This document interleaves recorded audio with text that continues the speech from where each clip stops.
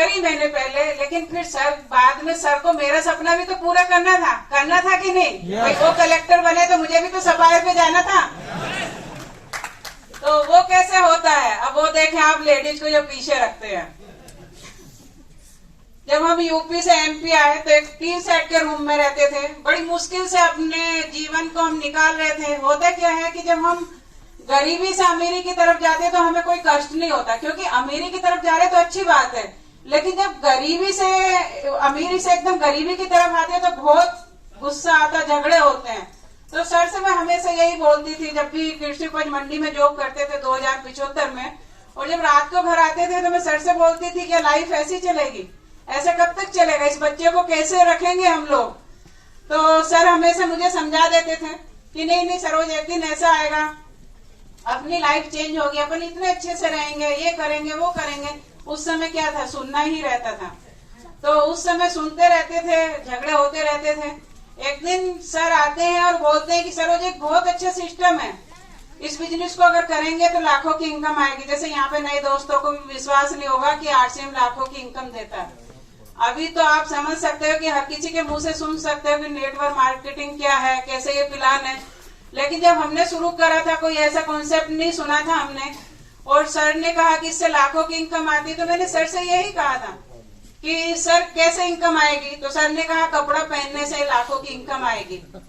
तो मैंने सर से कहा कि कपड़े तो हम बचपन से पहनते हैं, तब तो कभी इनकम नहीं आई। तो बोले नहीं इस बिजनेस को करेंगे तो लाखों की इनकम आएगी। और सर ने अपना फॉर्म भर दिया था। उस समय गाइडलाइन के पहले की बात है, 1480 में इसका फॉर्म भरा जाता था। तो 2075 में से 1480 का सर ने फॉर्म भरा। मैंने कहा कि सर इसमें लेडीज ये भी कर सकती है। सर ने कहा कि हाँ लेडीज ये भी कर सकती है। तो मैंने कहा लेडीजों के लिए क्या है? तो सर ने कहा लेडीजों के लिए इसमें जो शर्ट के पीस आते हैं, तुम उसमें से कुर्ते सिला सकते हो, कुर्ते बनवा सकते हो। तो दोस्तों मतलब ये नहीं था कि इस बिजनेस को मैं करूं, लेकिन एक लेडीज के अंदर एक ये रहता है कि हर कलर की साड़ी हो, हर कलर के कुर्ते हो उसके पास में।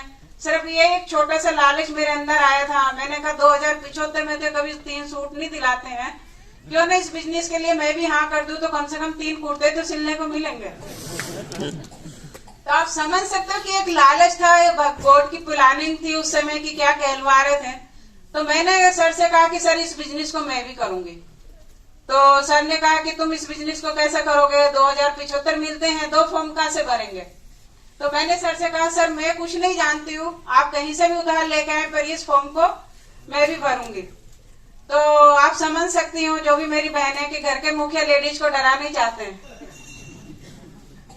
तो सर ने फिर मेरे को डराने की कोशिश करी, क्योंकि सर समझते थे कि ये किसी से बात नहीं करती हैं, मेरे ये जो पैसे हैं 1480 यूं ही बेकार जाएंगे, कोई इस बिजनेस को नहीं समझा पाएंगे।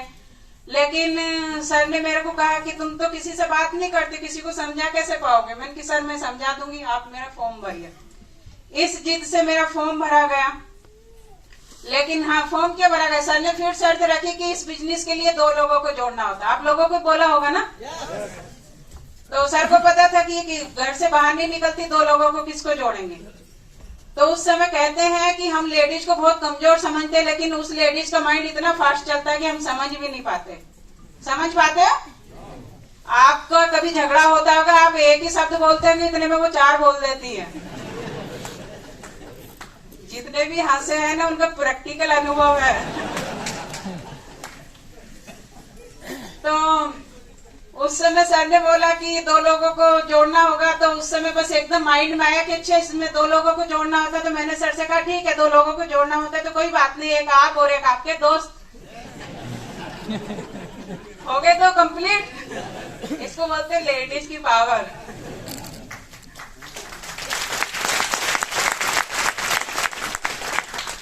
इस तरह से हमने इस बिजनेस को शुरू करा, और बिजनेस के लिए सर ने फिर यही रखा